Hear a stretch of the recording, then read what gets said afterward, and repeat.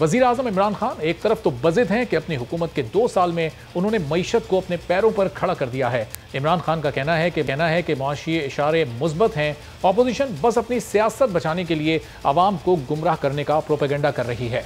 तो फिर सवाल ये बनता है कि अगर मुल्क में महंगाई है ही नहीं तो हर हफ्ते वजीर आजम महंगाई पर काबू पाने के लिए इजलास क्यों करते हैं, नोटिस क्यों लेते हैं? वुज़रा को अपनी सारी तवज्जो महंगाई को कंट्रोल करने पर लगाने का हुक्म उनकी जानिब से क्यों दिया जाता है? और तो और वजीर आजम ने महंगाई को चेक करने की भारी जिम्मेदारी टाइगर फोर्स को क्यों दे दी है, जबकि सरकारी इदारे की जानिब से जारी आदाद शुमार तो कुछ और ही बता रहे हैं। इदारे शुमारियात के मुताबिक तहरीक इंसाफ की हुकूमत में महंगाई 8 साल की बुलंद तरीन सतह पर पहुंच गई है। हुकूमत के 800 रोज के दौरान चीनी 45 रुपए फी किलो महंगी हुई।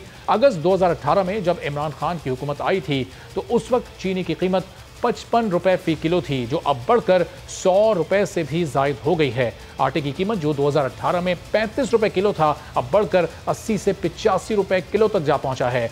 माली साल 2019-2020 में महंगाई की शरह 10.74% रही, जो माली साल 2017-2018 के मुकाबले में 4.68% रही है। पीडीएम की जो तहरीक चल रही है उसमें भी हुकूमत के खिलाफ महंगाई की बहुत ज़्यादा बात की जाती है और यही कहा जाता है कि हुकूमत महंगाई को काबू करने में मुकम्मल नाकाम हो गई। हुकूमत की कारकर्दगी मुकम्मल तौर पर सिफर रही है। इसी वजह से इस तहरीक का आगाज़ किया गया और हुकूमत को घर भेजना इस तहरीक का मकसद है। लेकिन जब ये तहरीक शुरू हुई तो हुकूमत ने भी जवाबी जलसे करना शुरू किए और सूरत हाल ये है कि अब कोरोना का दूसरा फेज़ बहुत तेज़ हो गया। उसके बाद इन जलसे जुलूसों पर बड़े सवालात खड़े हो गए हैं। एनसीओसी ने मुल्क में कोरोना के बढ़ते केसेस के बाइस मज़ारात, थिएटर और सिनेमा घर फौरी तौर पर बंद करने का ऐलान कर दिया है। असद उमर की ज़ेर सदारत एनसीओसी के होने वाले इजलास में बड़े अवामी इज्तिमात पर पाबंदी की एक बार फिर तजवीज़ दी गई है। ये तजवीज़ एनसीओसी ने अक्टूबर के महीने में भी दी थी, लेकिन इसके बावजूद हुकूमत ने स्वात और हाफिजाबाद में जलसे किए, जहां हज़ारों लोगों ने बगैर कोरोना एसओपीज़ पर अमल किए शिरकत की थी। इजलास में यह भी फैसला किया गया कि 20 नवंबर से सिर्फ 500 अफराद की हद के साथ आउटडोर शादियों की इजाज़त होगी। एनसीओसी इससे कबल 20 नवंबर से इंडोर शादियों पर पाबंदी का ऐलान कर चुकी है, जिस पर कराची बैंक्वेट एसोसिएशन का मौक़िफ़ है कि वो जेल तो चले जाएंगे मगर शादी हॉल्स बंद नहीं करेंगे।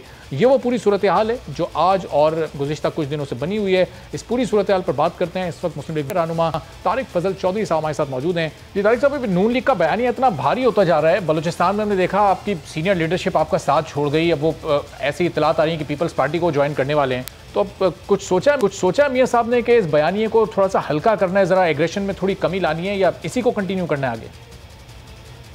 बिस्मिल्लाहिर्रहमानिर्रहीम। मेरा ख्याल है जी कि ये जो बयानिए को तोलने का कोई पैमाना है ये आप लोगों के पास है, जो रोज़ उसका वज़न करके देखते हैं ये हल्का हो गया या भारी हो गया है।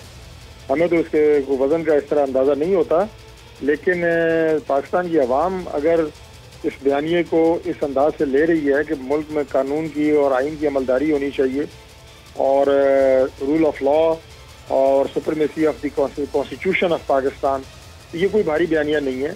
अगर इसके ऊपर मामला चलते रहते और इससे पहले भी मुल्क में अगर माशाल्लाह ना लगते तो मेरा ये ख्याल है कि बांग्लादेश आज हमसे आगे ना होता, आज अफगानिस्तान की करेंसी पाकिस्तान से ज़्यादा ना होती और आज भी हम उन्हीं मामलात में ना उलझे होते कि 72-73 साल बाद भी हम देख रहे हैं कि जनाब कभी कॉन्स्टिट्यूशन को लिपेट दिया जाता है, कभी कॉन्स्टिट्यूशन जो है वो अदालतें उसको फर्द वाहिद को इख्तियार दे देती हैं कि आप इसमें अमेंडमेंट कर लें। तो इन चीज़ों का रास्ता रोकने के लिए एक बयानिया दिया गया है। और बाकी जहाँ तक बात है बलूचिस्तान की, तो मेरा ख्याल है उस सिलसिले में इतनी वजाहत आ चुकी है कि उस पर मज़ीद मैं क्या बात करूँ। लेकिन ये दोनों जो हमारे लीडर्स हैं काबिल एहतराम, इन्होंने जलसे तक आखिरी वक्त तक ना मियां नवाज शरीफ साहब की किसी बयान की कोई मुखालफत की, ना बयानी की मुखालफत की, लेकिन वहाँ जलसे में शिरकत के हवाले से जो एक टेंशन बनी उसके नतीजे में उन्होंने पार्टी से अपने रास्ते अलग किए और प्रेस कॉन्फ्रेंस में उन्होंने कोई और मौका इख्तियार किया। बहरहाल अब जाहिर है इसका बेहतर जवाब तो वो खुद ही दे सकते हैं। लेकिन कल थे भी सनाउल्लाह ज़हरी साहब हमारे साथ थे, उस पर उन्होंने क्या कहा जरा मैं उस पर भी आता हूँ। लेकिन ये जो बयानिए को भारी हम इसलिए कहते हैं क्योंकि मरियम साहिबा ने कहा कि मियाँ साहब के बयानिए का बोझ हर कोई नहीं उठा सकता। अब जब कोई बोझ ना उठा सके इसका मतलब वो कोई भारी बयानिया है। तो जलील शरपूरी साहब, अब्दुल कादिर साहब, सनाउल्लाह ज़हरी साहब वक्तन फ़वक्तन आके बताते भी रहे हैं कि बयानिए से इख्तिलाफ था, इसलिए हम साइड लाइन हो गए, इसलिए हम अलग हो गए, इसलिए वो उसको इस्तिलाहन भारी बयानिया कहना पड़ता है। नहीं, मैं आपको ये बात कर रहा हूँ कि उनका वहाँ पे मरियम बीबी को एयरपोर्ट पे रिसीव करना, फिर सनाउल्लाह ज़हरी साहब का मरियम बीबी की गाड़ी ड्राइव करना, जलसागाह तक जाना, फिर उनकी सरीना होटल में भी मीटिंग हुई जिसमें उन्होंने मरियम बीबी की खिदमत को सराहा, और इस सारे के बाद एकदम से आपका पता चलना आपको जनाब के मैं तो साथ नहीं चल सकता, ये बड़ी अचंभे की बात है। कल वो थे साथ, उन्होंने कहा कि मकामी क़यादत को जब आप कहीं जाते हैं तो इज्जत देनी पड़ती है, चूंकि वो मकामी क़यादत ही वहाँ लोगों को जमा करके लाती है। उन्होंने कहा कि शाहिद खाकान साहब एक मीटिंग में उन्होंने अब्दुल कादिर साहब को फ़ोन किया और बिल्कुल ऐसे बात कर रहे थे जैसे कोई अपने किसी नौकर को हुक्म देता और बात करता है। सनाउल्लाह साहब ने कल खुद हमारे साथ प्रोग्राम में मौजूद थे, उन्होंने कहा। देखिए जी, शाहिद खाकान अब्बासी साहब मुल्क के प्राइम मिनिस्टर रहे हैं, इससे पहले वो वजीर रहे हैं, 25 साल की उम्र से वो MNA बन रहे हैं, आज उनकी उम्र 60 साल से ज़्यादा है। ये जो जुमला आपने उनके बारे में इस्तेमाल किया है ना कि वो किसी को इस तरह मुखातिब कर सकते हैं कि जैसे कोई नौकर को मुखातिब, ये मैंने अपना जुमला नहीं कहा, ये सनाउल्लाह साहब ने जो जुमला बोला मैंने एज इट इज़ वही दोहराया। तारिक साहब, मैं कह रहा हूँ जी जिसने भी कहा है ना, वो अगर शाहिद खाकान को जानता हो तो वो ये बात नहीं कर सकता। ये बात मैं आपको बता दूँ, शाहिद खाकान के जो मुखालिफिन हैं वो भी शाहिद खाकान की वज़ादारी और उनकी जो हयादारी है, और वो दरवेश सिफत आदमी है। आप सबको पता है कि ना वो इस तरह के लहजे के कायल हैं, ना इस तरह के लफ्ज़ वो कभी इस्तेमाल कर सकते हैं। और जनरल साहब को तो हमेशा पार्टी ने बड़ा इज्जत मकाम और बड़े एहतराम से उन्हें बुलाया है। ये बात बिल्कुल गलत है कि शाहिद खाकान अब्बासी किसी को इस अंदाज से मुखातिब कर सकते हैं। मैं बिल्कुल इसे कैटेगोरिकली मैं ऐसे डिनाई करता हूं। और तारिक साहब, ज़ाहिर है पीपल्स पार्टी और आपके दरमियान भी जो कुछ वक्तन फ़वक्तन ये मुलाकातें हो रही हैं, बार बार फिर PDM को भी इजलास बुलाना पड़ रहा है, वो बयानिए का मसला अपनी जगह पर PDM के लिए कहीं कोई मुश्किल तो खड़ी कर रहा है। पीपल्स पार्टी कभी डिस्टेंस पे हो जाती है, बिलावल साहब कहते हैं नाम नहीं लेने, मियाँ साहब नाम ले देते हैं, तो उस मामले पर भी बार बार आप लोगों की मीटिंग्स हो रही हैं, उसका मतलब कुछ ना कुछ तो चल रहा है अंदर। देखिए जी, PDM में जमातों के अंदर सारी बात तो ये है कि इस बात पर इतफाक़ है कि PDM के फोरम से इस इत्तेहाद को आगे बढ़ाना है और जो इस हुकूमत के खात्मे तक मतलूबा नताइज हासिल करने तक हम इस इत्तेहाद को बरकरार रखेंगे।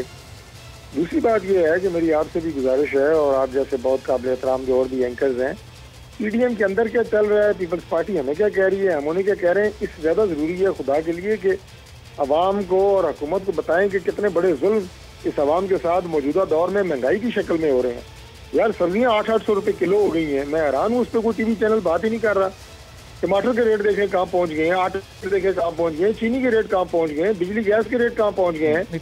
हमको इस पर मुस्तकिल अपने प्रोग्राम में भी आवाज़ उठा रहे हैं। पिछली बार भी जब आप साथ थे, आपको याद होगा, आपने हमारे तबसरे की तारीफ भी की थी, तज्जिए की, और उसमें भी महंगाई पर ही बात हो रही थी। वो तो हम रोजाना की बुनियाद पर उस पर बात कर रहे हैं। ये है कि हल्का है, आप लोग बयानिए का वजन ही करते रहते हैं, अवाम की बात आप कोई नहीं करते।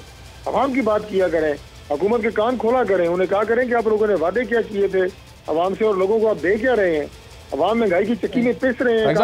कल अली जैदी साहब थे साथ प्रोग्राम में, उनसे भी हमने उनको बताया कि चीनी 110 रुपए किलो पहुंच गई है, तो उन्होंने कहा अब ये वापस 85-90 पर आ जाएगी। फिर हमने उनको बताया कि जी 53 से शुरू होकर 110 आपने कर दी, वापस 90 पर ला रहे हैं, तो 37 रुपए का तो इजाफा ही हो गया।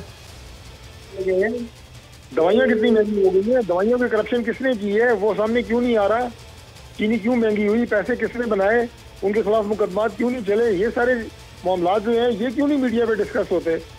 बिल्कुल नहीं तारिक साहब, इस पे हम तो खैर मुस्तकिल बुनियादों पर इस पर बात कर रहे हैं, लेकिन एक और बड़ा अहम मसला भी है। NCOC का भी आज इजलास हुआ था, उसने अभी ये तजावीज़ पेश की हैं हुकूमत को कि अवामी इज्तिमात पर पाबंदी होनी चाहिए, अवामी इज्तिमात नहीं होने चाहिए। पेशावर में आपका जलसा होने वाला है, अभी भी आपकी गिलगित बल्तिस्तान में जो जलसे हो रहे हैं वो बहुत बड़े, उसमें हज़ारों लोग आ रहे हैं। अब ये कोरोना की दूसरी लहर का भी मसला है, ये भी एक ऐसा मसला है जिस पर बात होनी चाहिए। इतनी बड़ी तादाद में जब लोग जमा होंगे तो ये फिर बीमारी ख़तरनाक हो सकती है, इसका कोई हल आप लोगों ने निकाला, इस पर बात हुई है?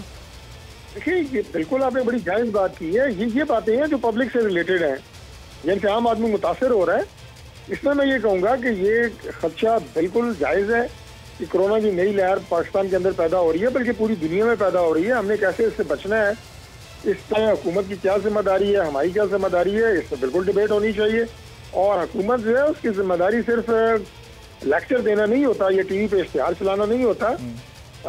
उसका काम होता है कि प्रैक्टिकली वो ये बताए कि हुकूमत कंसर्न है।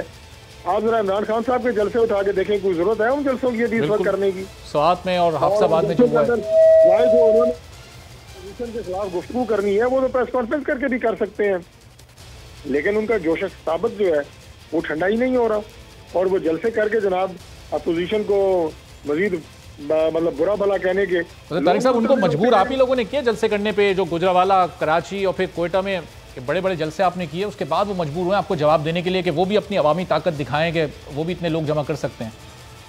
अवामी ताकत वो लोग दिखाते हैं जो अवाम की वोटों से मुंतखब हो जाते हैं। कठपुतलियों को जरूरत नहीं होती कि अवामी ताकत दिखाएं। और दूसरी बात मैंने पहले अर्ज की है कि अगर आप कोरोना के हवाले से कंसर्न हैं तो फिर आपको अपने अमल से साबित करना पड़ेगा।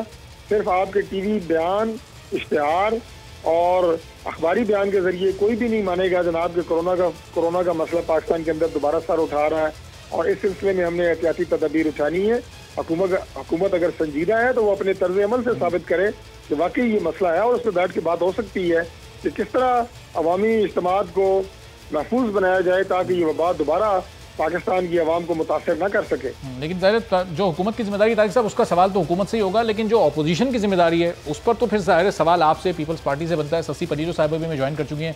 तो तारिक साहब, अब ये बता दें, फिर अपोजिशन के पास इसका कोई हल है? अब ये बड़े बड़े जलसे इस तरह होते रहेंगे, गिलगित बल्तिस्तान में बहुत बड़ी तादाद में आप लोग जमा कर रहे हैं, वहाँ भी तो ये कोरोना फैल सकता है। चलें, हुकूमत गैर जिम्मेदारी कर रही है, लेकिन आपको भी तो अपनी जिम्मेदारी पूरी करनी है। पूरी कोशिश होती है कि जो SOPs हैं वो लोगों को बताई जाएं, लोग उन्हीं SOPs के तहत शरीक हों। लेकिन बहरहाल मैं ये बात तस्लीम करता हूँ कि इतने बड़े इज्तिमात में SOPs को प्रॉपर फॉलो करना, वो अवाम हमारे उस तरह फॉलो नहीं कर पा रहे। हम आइंदा भी जो हमारे इज्तिमात होंगे हम पूरी कोशिश करेंगे कि मजीद बेहतर से बेहतर अंदाज से SOPs को फॉलो किया जाए। मास्क लोग इस्तेमाल करें ताकि ये जो बीमारी है ये दोबारा पाकिस्तान के लोगों को, जैसे मैंने पहले गुजारिश की और दुआ भी की, कि पाकिस्तान की आवाम को मुतासर न कर सके। सब्सक्राइब करें और बेल दबाएं ताकि कोई खबर रह न जाए।